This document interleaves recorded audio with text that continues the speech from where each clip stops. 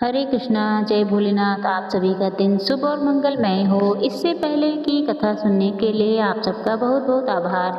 आज सुनिए फाल्गुन मास महात्म्य आगे का वृत्तांत। यह सारी कथाएं मार्कंडेय जी धर्मराज युधिष्ठिर को सुना रहे हैं। तो पहले आपको यह जानना जरूरी है कि मार्कंडेय जी को कौन है। मार्क जी हमारे धर्म ग्रंथों के अनुसार अमर ऋषि माने जाते हैं। 8 अमर ऋषियों में मार्कंडेय जी का ऋषि का नाम भी आता है। इनके पिता मरुक ऋषि थे और जब मार्कंडेय जी ऋषि को कोई संतान नहीं हुए तब उन्होंने अपनी पत्नी के साथ भगवान शिव की आराधना की। उनकी तपस्या से भगवान शिव प्रसन्न हुए और प्रकट होकर उनसे पूछा। तब भगवान ने मरकु ऋषि की इच्छा जानकर उनसे कहा कि गुणहीन दीर्घायु पुत्र चाहते हैं या फिर गुणवान और 16 वर्ष का अल्प आयु पुत्र।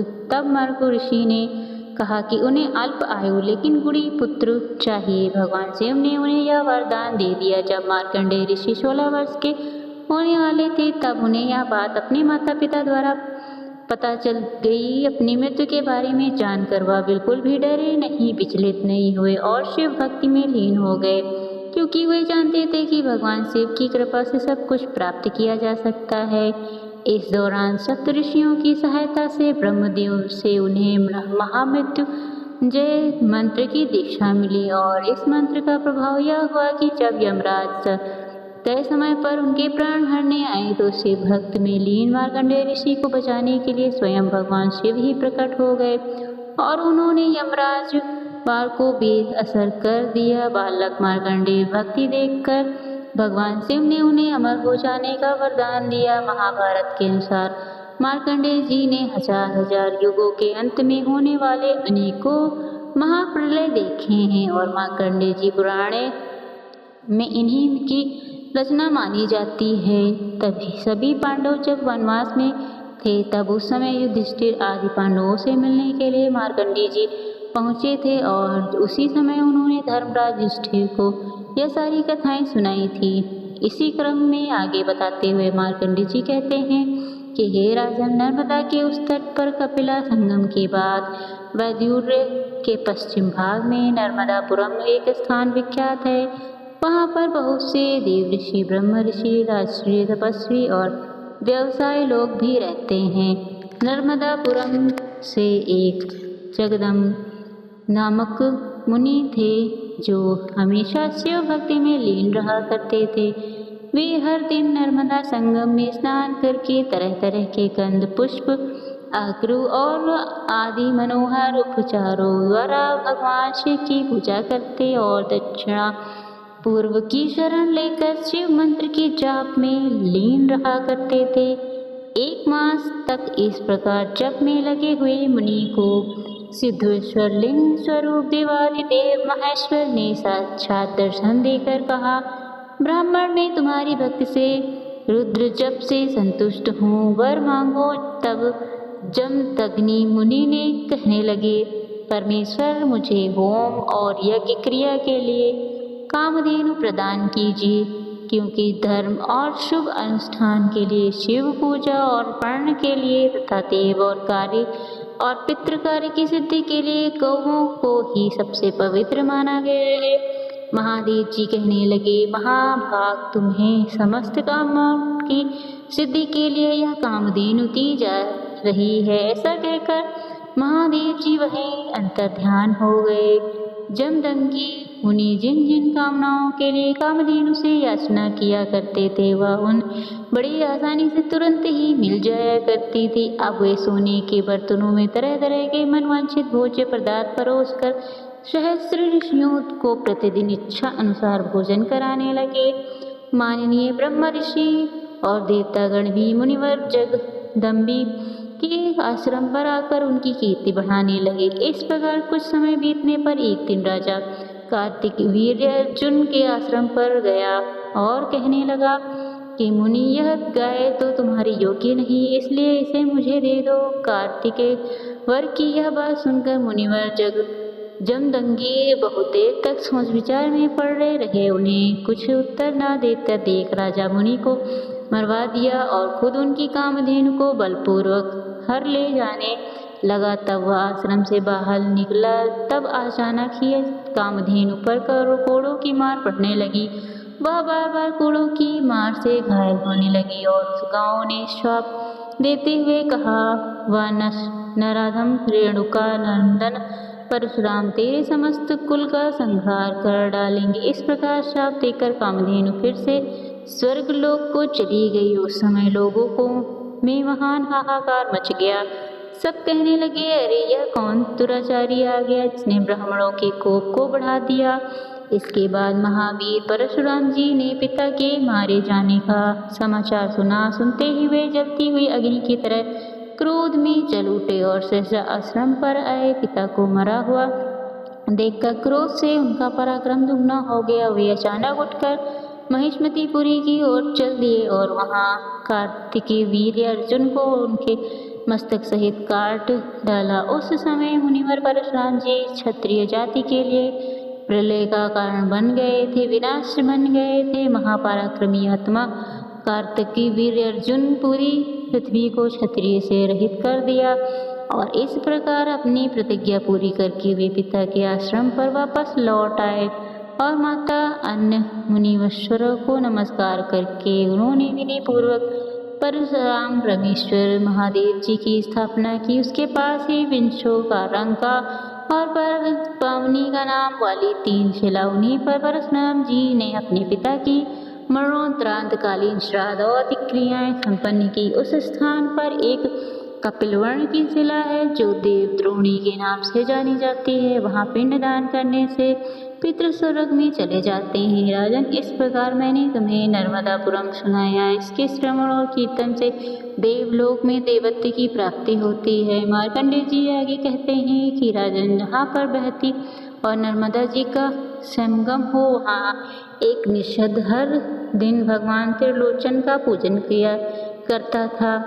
एक दिन व्यतिपात और संक्रांति का योग होने पर उसने फूल लेकर शिव मंदिर में प्रवेश किया। वहां जाकर उसने देखा कि भगवान का तीसरा नेत्र तो है ही नहीं। उसने मन में बड़ा आश्चर्य हुआ। वह सोचने लगा कि किस पाप आत्मा ने भगवान के नेत्र को चुरा लिया।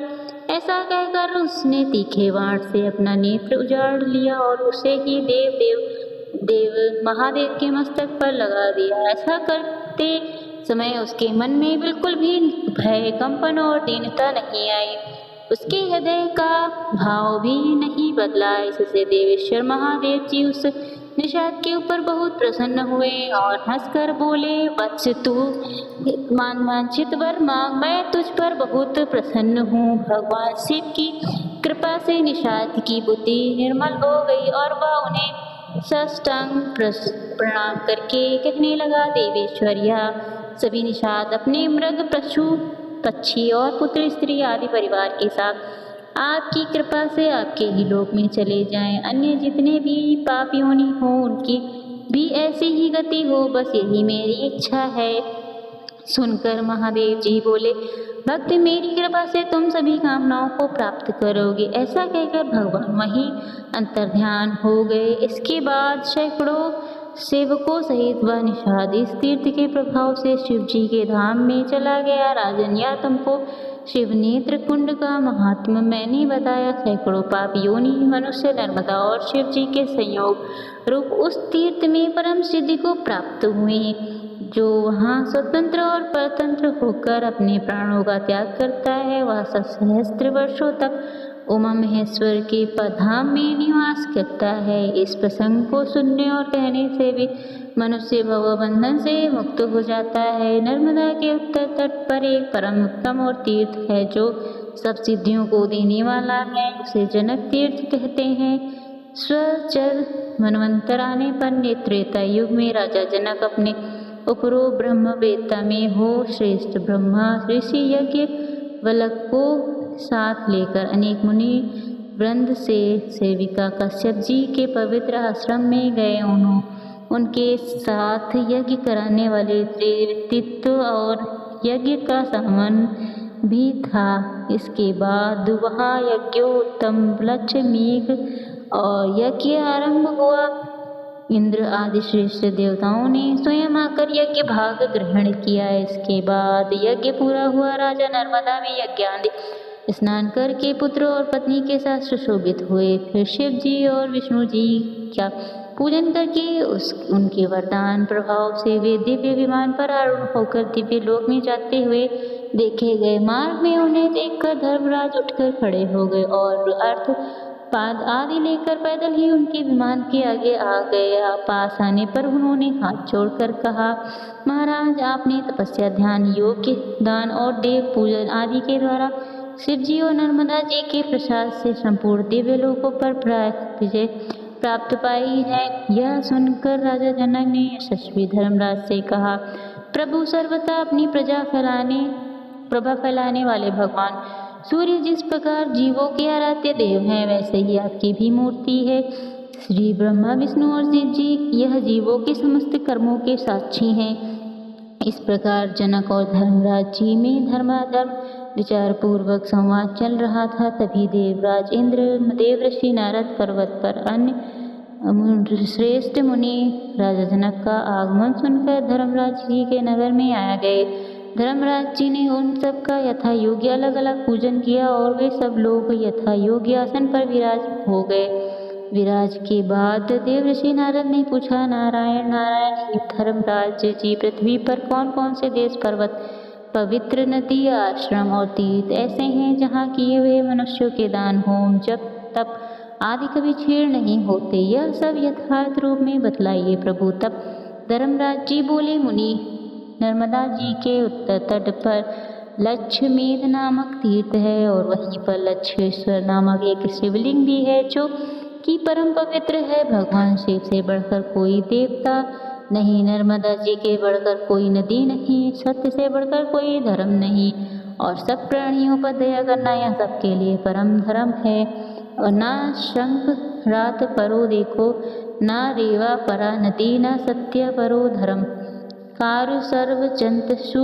इसलिए जो मनुष्य शिव जी के चिंतन से तत्पर होकर नर्मदा नदी के तट पर निवास करता है, उस पर यमराज का शासन भी नहीं चलता और वह कभी यमलोक का दर्शन नहीं करता। श्री ब्रह्मा, विष्णु और शिव जी ही उसके स्वामी होते हैं। धर्मराज जी के कहे हुए इस धर्म आख्यान को सुनकर देवर्षि नारद आदि महर्षि बड़े प्रसन्न हुए। जय भोलेनाथ। आज की कथा में बस इतना ही। आगे का वृत्तांत आप सब आने वाले अध्याय में सुनेंगे। धन्यवाद।